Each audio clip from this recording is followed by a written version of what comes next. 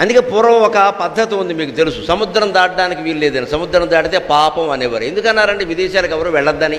ఇప్పటికీ బ్రాహ్మణుల్లో సన్యాసుల్లో కొంతమంది చచ్చినా సరే విదేశం వెళ్ళరు, ఎందుకంటే సముద్రం దాటాలి. ఏ సముద్రం ఏమైనా వచ్చి మింగేస్తుందా, కోప్పడుతుందా? దాని వెనకాల ఉద్దేశం ఏమిటంటే ప్రజ్ఞావంతులందరూ విదేశాలకు పోతే ఇక్కడెవడు ఉంటాడమ్మా, ఇక్కడెవడు ఉంటాడు, ఈ దేశం ఏమైపోతుంది.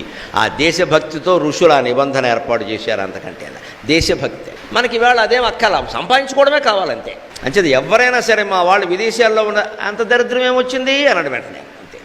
ఇప్పుడు వెంటనే ఆగిపోతుంది ఇది.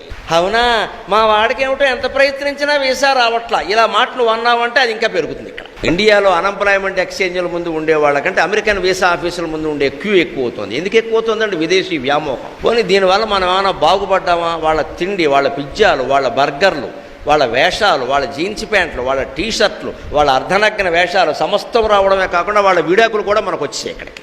అక్కడ ఎవ్వడు ఒకే భార్యతో ఒకే భర్తతో 4 ఏళ్ళు మించి కాపురం చేయరు. మనకి ఇక్కడికి వచ్చేసింది. కోట్లు ఖర్చు పెట్టి పెళ్లి చేస్తున్నాం.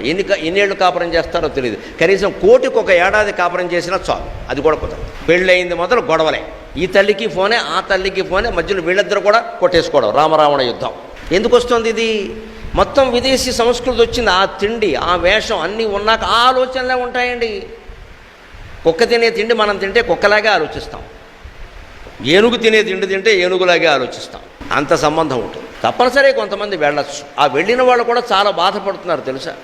వాళ్ళు అందుకే పాపం వాళ్ళ మనస్సును, విదేశాల్లో ఉండే ప్రవాసాంధ్రులు వాళ్ళ మనస్సును ఎలా సంతృప్తిపరుచుకుంటున్నారు అంటే ఇక్కడికి విశేషంగా విరాళాలు ఇచ్చి, ఇక్కడ స్వచ్ఛందంగా డబ్బులు పంపించి, ఇక్కడ సేవ చేసి ఆ రకంగా వాళ్ళు సంతృప్తి చెందుతున్నారు. పోన్లే మన దేశం వదిలేసి వచ్చాం, ఏదో చేయకపోతే అలాగా.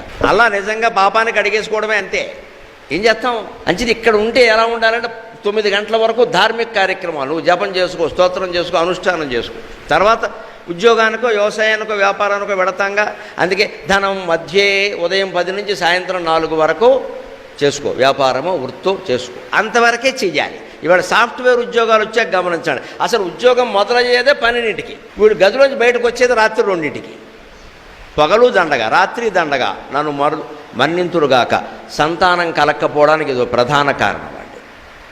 సంతాన సాఫల్య కేంద్రాలు ఎందుకు పెరుగుతున్నాయంటే అర్ధరాత్రి 2 వరకు భార్యాభర్త పడుకోకుండా పొద్దున్న 12 వరకు పడుకుంటే సంతానం ఎలా కలుగుతారమ్మా? ఆ ఉద్యోగాలైనా ఉంది ఆ దోషం. దాని మీద ఎందుకు? బోల్డ్ వ్యవసాయం ఉంది, ఇక్కడ 10 ఎకరాల పొలం ఉంది, నీకు సాఫ్ట్వేర్ దేనికి పని లేక? ఎవరైనా ఒకళ్ళు తెగించి నాబోటుగాళ్ళ మాటలు విని నేను వ్యవసాయం చేస్తా అంటే వాడి కర్మ కాలిపోతుంది. వాడికి ఎవరు పిల్లనివ్వరు. నేనెవరా? మట్టి పీసుకునేవాడికి పిల్లనివ్వను. చాలా గొప్ప అత్తగారులు ఉన్నారు, నమస్కారం. మట్టి పీసుకునేవాడికి మీరు పిల్లనివ్వరు, పీక పీసుకునేవాడికి ఇస్తారు బాగా. నేనేమన్నా పిల్లనే. ఆ పిల్ల చేసుకుంటానన్నా సరే కుదరదా, సాఫ్ట్వేర్ హైదరాబాద్, ఇక్కడ ఉండద్దు, అంతే. మనకు దూరం అయ్యారు, మన సంస్కృతికి దూరం అయ్యారు, మన దేశానికి దూరం అయ్యారు. ఏమీ జరగడం లేదు మీరు ఇక్కడ.